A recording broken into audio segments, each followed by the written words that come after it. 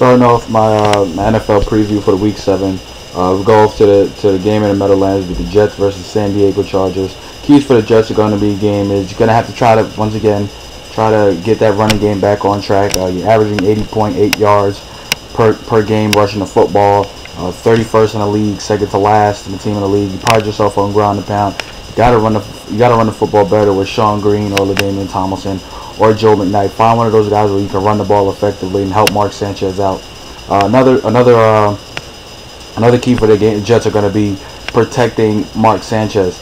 Now, the weak link on that offensive line is really Wayne Hunter, but he did a phenomenal job in the Monday night game against Cameron Wake, one of the best pass rushers in all of football. So I expect them to help out chipping or just find a way to just got to keep him upright, keep Mark Sanchez upright where he can have clean passing lanes to throw the football at or have time to throw the football. Also, another key for them is going to be getting pressure on Phillip Rivers early and often. You don't want Phillip Rivers getting in that groove early in the game, or it's going to be one of those long games for your secondary. Even though they just have a great secondary with Revis and Kyle Wilson and Antonio Cromartie at corner, you don't want those guys to. You don't want Phillip Rivers to just keep finding spots early and often and get him in that rhythm. So you got to get him off rhythm. Players to watch out for the Jets are going to be Dustin Keller, David Harris, who I think Antonio Gates should be playing in this game, so he's going to be a factor. Antonio Gates is going to be a factor, so I think David Harris is going to have a good time covering him, along with one of the safeties that they have, and also Antonio Cromartie. The Chargers bring two 6'5" wide receivers, and Malcolm Floyd and Vincent Jackson. And Revis is going to guard probably Vincent Jackson, and Antonio Cromartie is going to have to step up on the other side. So I think he might have a good game. He might have an interception or two today on Sunday. Keys for the Chargers in this game are going to be attacking those safeties with vertical routes. They're very poor at the safety position. Not worth. They're not really poor, but they're not as good as they were at safety as they were last year with Bronny Poole there. You got Eric Smith and Jim Leonard, and with the threat of Antonio Gates coming back, he's going to be able to extend the field, especially with his stretching the field with his vertical game. So trying to get deep against that Jets secondary, especially the safeties, is going to be a huge key for them. Having great blitz protection is going to be another key, because the Jets like to bring unique blitzes where they put a lot of DBs on the field and they just find a way to get at you with the blitz. So if they can get great blitz protection by either a tight end staying in, or Tolbert, Hester, Ryan Matthews, one of those running backs, just have great protection. So Phillip Rivers has time. So that's going to be another key for them. And creating turnovers against this Jet defense. This team, especially with Mark Sanchez, who's been up and down a lot, mostly down, and he turns the ball, fumbles the football, throws interceptions. You have a great offense, so use that great offense and put pressure on them and have using your defense get your offense back on the field, or creating quick 3 and outs. So players to watch out for in this game is going to be running back Ryan Matthews, Antonio Gates, as I said before, and Eric Weddle. Eric Weddle is going to be key for stopping Dustin Keller or Jeremy Curley, one of the slot of the tight end guy that they're going to use a lot. So watch out for Eric Weddle to have a good game. One big key in this game is going to be the line of scrimmage. Who can dominate that line of scrimmage? The Jets are going to look to dominate the line of scrimmage in the run game, as well as the run stopping game and pass rush game. So whichever team can dominate the line of scrimmage is going to win this game. I'm picking the Chargers in this game. It's going to be close, but I think the Chargers pull away with probably a field goal or a 2-possession game, probably 10 points or less. 10 points or between 10 or 13 points. So I'm picking the Chargers in this game. Next game, going on to a big battle in the NFC. The Falcons against the Detroit Lions. Keys for the Falcons are going to be scoring touchdowns in the red zone. Scoring touchdowns in the red zone is going to be a key thing for them. You don't want to give up field goals, because this offense for the Lions is so explosive with Calvin Johnson and Best and all those weapons that Stafford has. So scoring touchdowns and making them play that catch-up game with you and getting that offense really back on track. Another key for them is going to be running the football. Can they run the football better than they're really doing? Getting Turner back on track and using the play action game, because that's when Matt Ryan is really effective. The Lions are allowing 129.5 yards per rushing yards a game. One of the worst in the league in the NFL. So trying to find a way to turn it back on the field, rolling with that running game. Also, that secondary has to get better. Another key for them. The Lions come in with a great passing game. The secondary, that pass defense for the Falcons allows 283 yards per game through the air, 27th in the NFL. So they got to get that better. Maybe getting some pass rush on Matthew Stafford with those ends should really help out a lot. We'll see. But players to watch out for is going to be Harry Douglas in this game. I think Julio Jones is not going to play. He's hurt with a hamstring injury, so he should help out a lot. John Abraham should really be good for a pass rush. Hopefully he can get back into his mold of being a great pass rusher like he was last year. And Donta Robinson, the cornerback, who I think is going to be shadowed one-on-one on Calvin Johnson, a real physical corner. So he should help out a lot in that secondary. Keys for the Lions in this game is going to be protecting Stafford.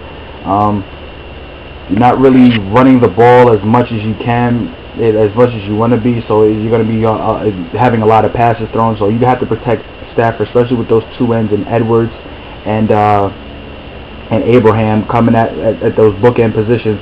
And you just got to find a way to keep Stafford upright so he can stay healthy. And another way is getting pressure on Ryan is going to be the other key for them. Just getting him to get the ball out of his hands early, rattling his timing a little bit, just trying to find a way to create a turnover, even if it is sacking him or get him in third and long situations. Just get him in those situations and shut down. And I think you have to take away Roddy White for them and have only Tony Gonzalez or Harry Douglas make plays for this team. And also stopping the run game. Players to watch out for in this game is going to be Kyle Vanden Bosch, Brandon Pettigrew, the tight end, and Ndamukong Suh. Ndamukong Suh has really been quiet these last couple of weeks when it comes to production, so I expect him to have a big game, but him and Justin Blaylock should really be going at it a lot. That's the key matchup you guys should be looking for. But the one big key in this game is going to be turnovers.